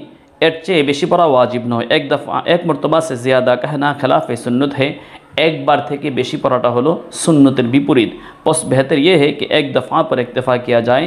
অতএব উত্তম হলো এই একবারের উপরে সমাপ্ত করা হবে। উদ্ধৃতি ফতোয়ে দারুল উলুম খণ্ড নম্বর 5 পৃষ্ঠা নম্বর 204, ফতোয়ে শাमी खंड नंबर 1 पृष्ठ नंबर 563। मसला तकबीर तशरीक अगर उस वक्त छूट गई तो फिर उनकी क़ज़ा नहीं है। तकबीर तशरीक यदि नमाज़ेर परे पढ़ते भूले जाए बा छूटे जाए ताहले तार कोनो क़ज़ा नहीं। तौबा कर लेने से गुनाह उसके तर्क का माफ़ हो जाएगा। तार तौबा करार द्वारा आल्लाह ताला तार गुनाह खाता माफ़ करे दिबेन। अतएव जादेर छूटे जाए तारा शुधु तौबा करबे, तार कोनो क़ज़ा नहीं। उद्धृति फतवे दारुल उलूम खंड नंबर 5 पृष्ठा नंबर 207। तवा इस पर है कि बाजमात नमाज पढ़ने वाले और तन्हा पढ़ने वाले उसमें बराबर है। इसी तरह मर्द व औरत दोनों पर वाजिब है। फतवा এই কথার উপরে যে জামাতে নামাজ পড়ুক অথবা একাকী নামাজ পড়ুক, পুরুষ হোক বা মহিলা হোক, সবার উপরে তাকবীরে তাশরিক वाजिब। अलबत्ता औरत आवाज़ बुलंद तकबीर ना कहे, आहिस्ता कहे, किंतु महिलारा उच्च सुरे तकबीर बोलबे ना, आस्ते सुरे तकबीर बोलबे।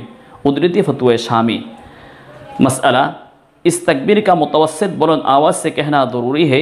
ये तकबीरटा माझारी आवाज़े बोला हलो आवश्यक। बहुत से लोग इसमें गफलत करते हैं। अधिक मानुष एर मध्य गाफिलति करे थाके, या तो पढ़ते ही नहीं, केउ केउ तो पढ़े ना तकबीरटा, या आहिस्ता पढ़ लेते हैं अथवा केउ केउ आस्ते सुरे पड़े। इसके असला जरूरी है। এই বিষয়টি আমাদের সংশোধন হওয়া আবশ্যক। আমরা মধ্যম মাঝারি আওয়াজে তাকবীরে তাশরিক একবার আমরা পড়ব। উদ্ধৃতি জাওহারুল ফিকাহ খণ্ড নম্বর 1 পৃষ্ঠা নম্বর 446। আমি আপনাদের সম্মুখে ঈদ ও কুরবানি সংক্রান্ত তিনটি জরুরি বিষয় উল্লেখ করব ইনশাআল্লাহ তাআলা। এক নম্বরের বিষয় হলো উভয় ঈদের সুন্নত এবং মুস্তাহাব্বাতগুলোকে উল্লেখ করব। দুই নম্বর বিষয় হলো ঈদগাহের মধ্যে উচ্চ আওয়াজে তাকবীর বলা, আল্লাহু আকবার লা ইলাহা ইল্লাল্লাহ আল্লাহু আকবার ওয়ালিল্লাহিল হামদ, সম্মিলিতভাবে উচ্চ সুরে এভাবে আওয়াজ দিয়ে তাকবীরগুলো পড়া। তিন নম্বর বিষয় হলো মহিলাদের ঈদগাহের মধ্যে যাওয়ার বিধিবিধান।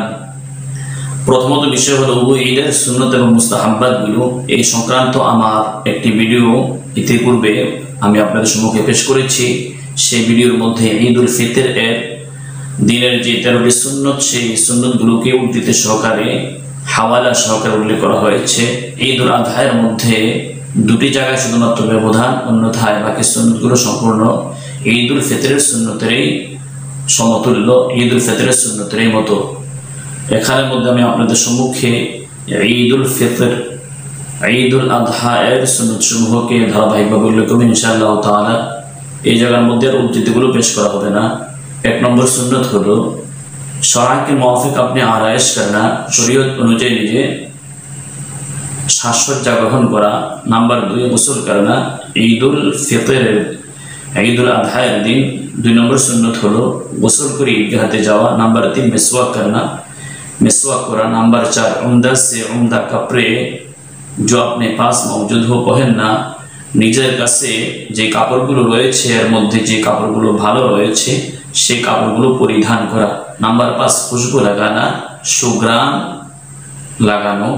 এর মধ্যে একটি বিষয় লক্ষণীয়তা হলো এই যে সুঘ্রাণ লাগানোর মধ্যে অ্যালকোহল জাতীয় কোনো সেন্ট এই ধরনের বস্তুকে ব্যবহার যেন না করা হয়।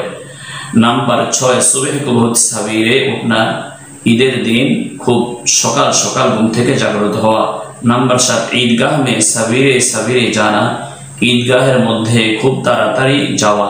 नंबर 8 कबल ईदगाह जाने की कोई शीरी चीज मिसले चौहारे वगैरह के खाना। ईदगाहे जाওয়ার পূর্বে কোনো মিষ্টান্ন বস্তু যেমন খেজুর ইত্যাদি খেয়ে ঈদগাহতে যাওয়া। ঈদগাহতে যাওয়ার আগে মিষ্টান্ন বস্তু খেয়ে যাওয়া, এটা হলো ঈদুল ফিতরের মধ্যে সুন্নত। আর ঈদুল আজহার মধ্যে সুন্নত হলো কোনো বস্তু না খেয়ে ঈদগাহতে যাওয়া, বরং ওই দিনের সুন্নত এবং মুস্তাহাব হলো নিজের জবেকৃত পশুর বস্তু দিয়ে ওই দিনের খাদ্যটি খাওয়া হলো, এটা হলো একটি মুস্তাহাব এবং সুন্নত আমল। नंबर 9 कबल ईदगाह जाने के सदका फितर दे देना, ঈদগাহতে যাওয়ার আগে আগে সদকাতুল ফিতর দিয়ে দেওয়া, সদকাতুল ফিতর পরিশোধ করে ঈদগাহতে যাওয়া, এটা হলো ঈদুল ফিতর এর সুন্নত। ঈদুল আজহার মধ্যে সদকাতুল ফিতর তো নেই। नंबर 10 ईद की नमाज ईदगाह में जाकर पढ़ना, ঈদের নামাজ ঈদগাহতে গিয়ে পড়া, ইয়ানি শহর के मस्जिद में बेला उज़र ना पढ़ना, অর্থাৎ শহরের মসজিদের মধ্যে বা গ্রামের মসজিদের মধ্যে ঈদের নামাজ না পড়া, অর্থাৎ ঈদের নামাজ ঈদগাহের মধ্যে পড়া, কোনো মসজিদের মধ্যে ঈদের জামাতের ব্যবস্থাপনা না করা। नंबर 11, जिस रास्ते से जाए उसके सिवा दूसरे रास्ते से वापस आना, যে রাস্তায় যাবে ফেরত আসার সময় অন্য রাস্তায় ফেরত আসবে, এই রাস্তায় ফেরত না এসে অন্য রাস্তায় ফেরত আসা। नंबर 12, पायदा पैदल जाना, पाए हेटे हेटे ईदगाहते जावा। नंबर 13, रास्ते में अल्लाहु अकबर ला इलाहा इल्लल्लाह अल्लाहु अकबर वलिल्लाहिल हम्द, রাস্তার মধ্যে তাকবীর तशरीक बोलते बोलते ईदगाहते जावा। ईद उल फितर में आहिस्ता आवाज से पढ़ते हुए जाना चाहिए। ईद उल फितरेর মধ্যে এই তাকবীর तशरीकটি আস্তে আওয়াজে পড়তে পড়তে যাওয়া, আর ঈদ উল আযহার মধ্যে উচ্চ आवाजे तकबीर पढ़ते पढ़ते जावा। ईद उल अजहा में नमाज से पहले ना खाना मुस्ताहब है। ईद उल अजहार मध्य नामाजेर पूर्वे कोनो वस्तु ना खाওয়া হলো मुस्ताहब। खा कुर्बानी करे या ना करे, चाहे से कुर्बानी देख अथवा ना देख, और ईदगाह में जाते वक्त रास्ते में बुलंद आवाज से तकबीर कहना मसनून है। एवं ईद उल अजहार मध्य ईदगाहते जाওয়ার সময় রাস্তার মধ্যে তাকবীর तशरीक উচ্চ আওয়াজে পড়তে পড়তে যাওয়াটা হলো সুন্নত। এই দুটি বিষয়ের মধ্যে নেই ঈদ উল আযহা এবং ঈদ উল ফিতরের মধ্যে ব্যবধান রইল। 2 নম্বর বিষয় আমি আপনাদের সম্মুখে পেশ করব, ঈদগাহ में आवाज मिलाकर तकबीर कहना। ঈদগাহের মধ্যে সবাই সম্মিলিতভাবে আওয়াজ একত্রিত করে তাকবীর বলা, তাকবীর तशरीक, সবাই সুর মিলিয়ে একসাথে সজোরে তাকবীরগুলো বলা। प्रश्न हलो सवाल, हमारे यहाँ दस्तूर बन चुका है, हमारे एखाने एक रीति हो गई है कि ईद के नमाज से पहले 1-2 आदमी मेंबर के पास खड़े होकर जोर जोर से तकबीर कहते हैं। जे नामाजेर पूर्वे एकजन बा दुजन लोग मेंबरेर पाशे उच्च आवाजे तकबीर तशरीक बोलते थके। उसके बाद हाजिरीन आवाज मिलाकर जवाब देते हैं। तारपरे तार आवाज शुने उपस्थित मुसल्लीगण तार आवाजेर उत्तर दिते थके। একসাথে সবাই সম্মিলিতভাবে आवाज दिए तकबीर पढ़ते थके। मकसद असली ये है, मूल उद्देश्य हलो এই প্রশ্নের कि किसी की नमाज ना रह जाए तो क्या उसमें कोई हरज है। যেহেতু এই সবার মধ্যে কোনো নামাজ নেই, তাহলে এই তাকবীর এইভাবে সজোরে পড়াটা কোনো সমস্যা আছে কিনা, পড়া যাবে কিনা। उत्तर हलो जवाब, सूरत मस्कूरा यानी ईदगाह में वो आवाज बुलंद इज्तिमाई तौर पर तकबीर का इंतजाम एक रसूम है। এই যে বিষয়টি প্রশ্ন করা হলো, এভাবে সম্মিলিতভাবে তাকবীর বলা, একজনের বা দুজনের আওয়াজের প্রেক্ষিতে একত্রিতভাবে সম্মিলিতভাবে তাকবীরের তাশরিককে সজোরে বলার এটা একটা রসুম বানিয়ে নেওয়াটা कि हज़रत सल्लल्लाहु अलैहि वसल्लम और आपके खुलाफाए राशिदीन और गैरहुम सहाबे किराम और उनके पैगंबर ताबईन और उनके फरमाबरदार तबई ताबईन और उनके नक्श कदम पर चलने वाले अइम्मे मुज्तहिदीन और मशाइख और फुक़हा किराम से ये साबित नहीं है। এই আমলটি নবীজি সাল্লাল্লাহু আলাইহি ওয়াসাল্লাম, সাহাবায়ে কেরাম, তাবেঈন, তাবেঈ তাবেঈন, আইম্মে মুজতাহিদিন এবং ফুকাহায়ে কেরাম ও মাশায়েখে কেরাম থেকে সেই আমলটি প্রচলিত নয়, ওনারা সেই আমলটিকে করেননি। बस शरई सबूत के बगैर दीन व शरीयत में खुद ईजाद करदा ये আমল, অতএব এই আমলটি শরীয়তের মধ্যে নিজের পক্ষ থেকে একটি আবিষ্কৃত আমল, রদ और বাতিল है। এই আমলটি অগ্রহণযোগ্য, প্রত্যাখ্যিত, তাকে গ্রহণ করা যাবে না। दीन किसी के ताबे नहीं, दीन कारो अनुसारी नय, सब उसके ताबे है, सब मानुष तार अनुसारी। किसी को दीन में कमी व बेशी का हक नहीं, कोनो व्यक्तिर दीनेर मध्य बाड़ानोर कमार कोनो अधिकार नहीं। जिस तरह मानकुल और साबित है उसी तरह আমল करना जरूरी है। যেভাবে নবী সাল্লাল্লাহু আলাইহি ওয়াসাল্লাম থেকে বর্ণিত হয়ে এসেছে অনুরূপভাবে সেই আমলটি করতে হবে। যেহেতু এই আমলটি নবী সাল্লাল্লাহু আলাইহি ওয়াসাল্লাম, সাহাবায়ে কেরাম, তাবেঈন, তাবেঈ তাবেঈন ওনাদের যুগের মধ্যে সেই আমলটি ছিল না, এবং মুজতাহিদিন কেরাম, ফুকাহায়ে কেরামদের যুগের মধ্যে সেই আমলটি ছিল না। অতএব এই আমলটি এভাবে করাটা এটা বিদআত হবে এবং শরীয়তে তা অগ্রহণযোগ্য হবে। বিদায় যে সমস্ত এলাকার মধ্যে সেই আমলটি প্রচলিত রয়েছে, আমরা ইনশাআল্লাহ সেই আমলটিকে পরিহার করব। একজন দুইজন তাকবীর বলার প্রেক্ষিতে সবাই সম্মিলিতভাবে সজোরে আওয়াজ দিয়ে তাকবীর বলা, এই প্রথাটিকে আমরা পরিহার করব। উদ্ধৃতি ফতওয়ায়ে রহিমিয়া খণ্ড নম্বর 5 পৃষ্ঠা নম্বর 52। 3 নম্বর মাসআলা আমি আপনাদের সম্মুখে পেশ করব। औरतों का नमाज के लिए ईदगाह जाना, মহিলাদের ঈদের নামাজ পড়ার জন্য ঈদগাহের মধ্যে যাওয়া, এই বিষয়টি শরীয়তের দৃষ্টিকোণ থেকে তার অনুমতি রয়েছে কিনা সেই বিষয়টিকে আমি অতি সংক্ষেপে উল্লেখ করব ইনশাআল্লাহ তাআলা। इस पर फितन जमाना में এই বিষয়ের উপরে বর্তমান জমানার মধ্যে ফিতনার জমানা औरतों को मस्जिद व ईदगाह में हाजिर होने की इजाजत नहीं। মহিলাদের নামাজের জন্য বা ঈদের নামাজের জন্য ঈদগাহের মধ্যে যাওয়া এবং অন্যান্য নামাজের জন্য মসজিদের মধ্যে যাওয়ার কোনো অনুমতি নেই। बेशक फुक़हा किराम उसका इनकार नहीं करते कि रसूल करीम सल्लल्लाहु अलैहि वसल्लम की ज़माने मुबारका में औरतें नमाज पंजगाना और ईदैन की जमात में हाजिर होती थी। फुक़हा किराम এই কথাটিকে অস্বীকার করেননি। নবী সাল্লাল্লাহু আলাইহি ওয়াসাল্লামের জমানার মধ্যে মহিলাগণ তারা পাঁচ ওয়াক্ত নামাজের জন্য, জুমার নামাজের জন্য এবং ঈদের নামাজের জন্য মসজিদের মধ্যে এবং ঈদগাহের মধ্যে যেতেন। এই জিনিসটিকে ফোকাহে কেরাম স্বীকার করেননি। लेकिन वो खैरुल कुरून का ज़माना था, কিন্তু নবী সাল্লাল্লাহু আলাইহি ওয়াসাল্লামের জমানাটি সবচেয়ে উত্তম জমানা ছিল, যুগ ছিল, সোনালী যুগ ছিল, ফিতনা से महफूज था। সেই যুগটি ফিতনা ফাসাদ থেকে মুক্ত ছিল। आप बनफ्स नफीस मौजूद थे। नबी सल्लल्लाहु अलैहि वसल्लम সেই জমানার মধ্যে নিজেই উপস্থিত ছিলেন, বিদ্যমান ছিলেন। वही का नुज़ूल होता था এবং वही अवतीर्ण হতো। नए नए अहकाम आते थे, नित्य नतून विधि विधान आसमान থেকে अवतीर्ण হতো। और सबसे बढ़कर आपके इक्तिदा में नमाज अदा करने का शरफ हासिल होता था। আর সর্বোপরি একটি বিষয় ছিল যে মহিলাগণ নবী সাল্লাল্লাহু আলাইহি ওয়াসাল্লামের পিছনে ইক্তিদা করে নবী সাল্লাল্লাহু আলাইহি ওয়াসাল্লামের ইমামতির মাধ্যমে নবী সাল্লাল্লাহু আলাইহি ওয়াসাল্লাম এর পিছনে যে বরকত হাসিল করতেন সেই বিষয়টি ওনাদের মধ্যে বিদ্যমান ছিল। हुजूर আকরাম सल्लल्लाहु अलैहि वसल्लम ख्वाब की ताबीर बयान फरमाते थे।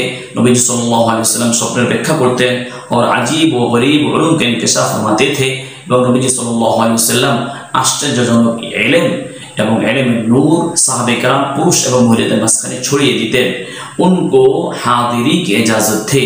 এই সমস্ত বিষয়টিকে লক্ষ্য করে নবী সাল্লাল্লাহু আলাইহি ওয়াসাল্লাম মহিলাদেরকে জামাতের মধ্যে এবং জুমার মধ্যে ঈদগাহের মধ্যে উপস্থিত হওয়ার অনুমতি দিয়েছিলেন।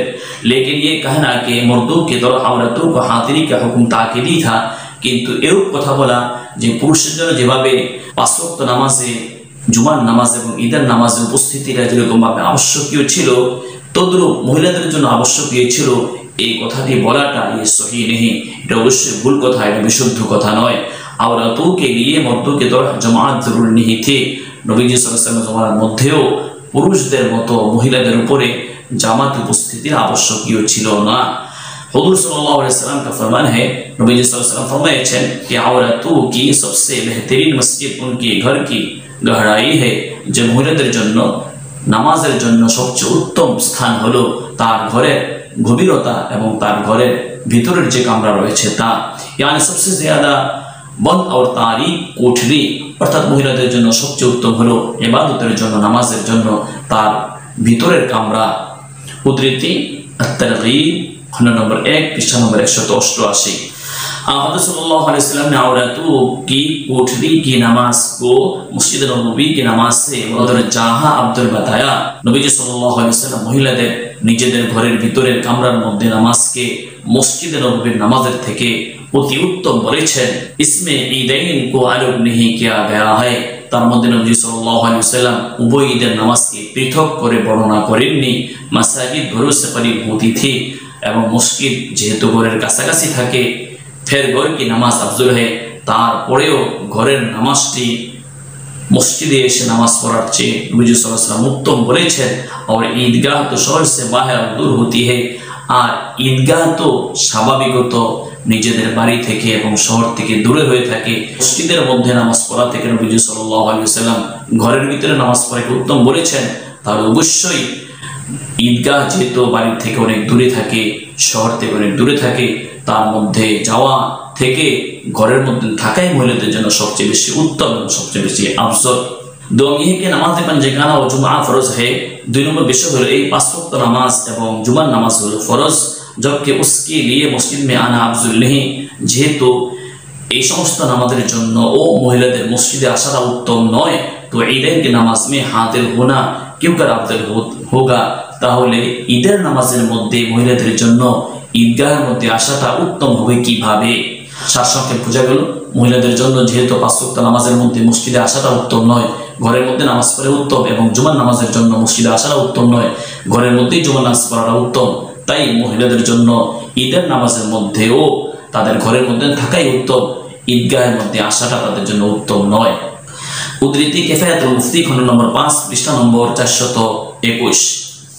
মুত্তাফাকা ফাতোয়া সম্মিলিত ফতোয়া হলো আজকাল ফতোয়া ইস पर है বর্তমান যুগে ফতোয়া এর উপরে যে तमाम নামাজों में সব নামাজের মধ্যে 5 ওয়াক্ত নামাজের মধ্যে জুমার নামাজের মধ্যে ঈদের নামাজের মধ্যে औरतों का जाना खां दिन की हो या रात की মহিলারা মসজিদে আসা বা ঈদগাহে আসা চাই দিনের নামাজ হোক চাই রাতের নামাজ হোক जवान हो या ज़ईफा हो चाहे যুবতী হোক অথবা বৃদ্ধা হোক दोनों के लिए সবার জন্যই মামনু है ঈদগাহের মধ্যে আসা মসজিদের মধ্যে আসাটা নিষিদ্ধ। উদ্ধৃতি দুররে মুখতারমা আশামি খণ্ড নম্বর 1 পৃষ্ঠা নম্বর 529। मसअला जमात के लिए औरतों का मस्जिद में आना इस जमाना में मकरूह है। মহিলাদের জামাতে অংশগ্রহণ করার জন্য মসজিদের মধ্যে আসাটা মাকরুহ বর্তমান জমানার মধ্যে, क्योंकि फसाद व फितना का खतरा है, कारण वर्तमान जमानार मध्य फितना फसादेर अधिक आशंका रयेछे। आहद नबवी में निकलने की इजाजत शरीयत की तालीम हासिल करने की वजह से थी। नबीजी सल्लल्लाहु अलैहि वसल्लम जमानार मध्य मस्जिदे बा ईदगाहेर मध्य आसार अनुमतिटा इल्मे दीन शिक्षा करार उद्देश्ये आर विभिन्न उद्देश्ये देওয়া হয়েছিল। और अब वो गरज बाकी नहीं है, बर्तमाने সেই दीनी विषय शिक्षा करार उद्देश्यটি এখন बाकी नहीं, अवशिष्ट नहीं।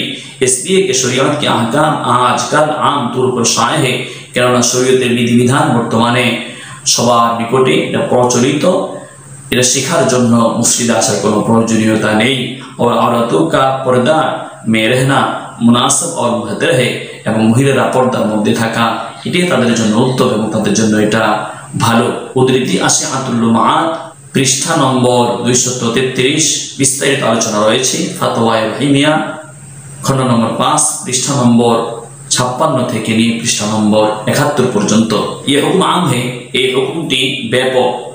हरम शरीफ हो या मस्जिद नबवी हो, हिंदुस्तान हो या अरब हो, सबके लिए हुक्म है। এই হুকুমটি ব্যাপক। हरम शरीफ हो, मस्जिद नबवी हो, हिंदुस्तान हो, अरब हो, अनारब हो, सবার জন্যই এক ধরনের। लिहाजा औरतों की इज्जत आबरू और ईमान की हिफाजत इसमें है। অতএব মহিলাদের ईमान एवं তাদের ইজ্জত এর রক্ষার মধ্যে के ईद के नमाज के लिए भी ना निकले, যে তারা ঈদের নামাজের জন্য ও বাড়ি থেকে বের হবে না। उन पर ईदैन की नमाज वाजिब भी नहीं है, তাদের জন্য ঈদের নামাজ তো ওয়াজিব ও না। উদ্ধৃতি মালা বুদ্দা মিনহু পৃষ্ঠা নম্বর 55। আমি আপনাদের সম্মুখে সারসংক্ষেপ মহিলারা ঈদগাহের মধ্যে না যাওয়ার বিষয়ে শরীয়তের দৃষ্টিভঙ্গিটি পেশ করলাম, কিন্তু আমাদের কিছু নামাজি ভাইগণ নবীজি সাল্লাল্লাহু আলাইহি সাল্লামের ঈদগাহের মধ্যে মহিলাদেরকে আসার জন্য যে আদেশ দিয়েছেন, নবীজি সাল্লাল্লাহু আলাইহি সাল্লাম ঈদগাহের মধ্যে যাওয়ার জন্য যে মহিলাদেরকে বলেছেন, তার প্রেক্ষিতে তারা বলে থাকেন যে বর্তমান জামানার মধ্যেও ঈদগাহের মধ্যে যাওয়াটাই মহিলাদের জন্য সবচেয়ে শ্রেয় এবং এটা নবীজি সাল্লাল্লাহু আলাইহি ওয়াসাল্লামের একটা সুন্নাত, এটা নবীজি সাল্লাল্লাহু আলাইহি ওয়াসাল্লামের আমল। তাদের এই কথাটি অবশ্যই জামানা হিসাবে ফিতনা হিসাবে বিভিন্ন বিষয়ের দিকে লক্ষ্য করে সেই বিষয়টি অবশ্যই জামে আপনাদের সম্মুখে পেশ করলাম বর্তমান প্রেক্ষিতে। এর উপরে ফতোয়া উলামায়ে কেরামদের এবং উলামায়ে কেরামদের ইত্তেফাক, এর উপরে ঐক্যবদ্ধভাবে উলামায়ে কেরাম ফতোয়া দিয়েছেন যে বর্তমান জামানার মধ্যে ফিতনা ফাসাদের কারণে মা বোনরা ঈদগাহের মধ্যে যাবে না, জুমার নামাজের জন্য মসজিদে আসবে না এবং 5 ওয়াক্ত নামাজের জন্য মসজিদে আসবে না। আল্লাহ তাবারক ওয়া তাআলা আমাদেরকে এই বিষয়গুলো বোঝার তৌফিক দান করুন। সুপ্রিয় দর্শক, যদি আপনাদের কাছে আমার ভিডিওটি ভালো লেগে থাকে তাহলে আমার চ্যানেলটিকে সাবস্ক্রাইব করবেন এবং আমার ভিডিওটিকে আপনারা কমেন্ট করবেন, শেয়ার করবেন এবং আমার ভিডিওটিকে লাইক করবেন। দিন প্রচারে আমার এই ভিডিওটিকে শেয়ার করবেন। আল্লাহ তাআলা আমাদেরকে বুঝার আমল করার তৌফিক দান করুন। আমিন। আসসালামু আলাইকুম ওয়া রাহমাতুল্লাহি ওয়া বারাকাতুহু।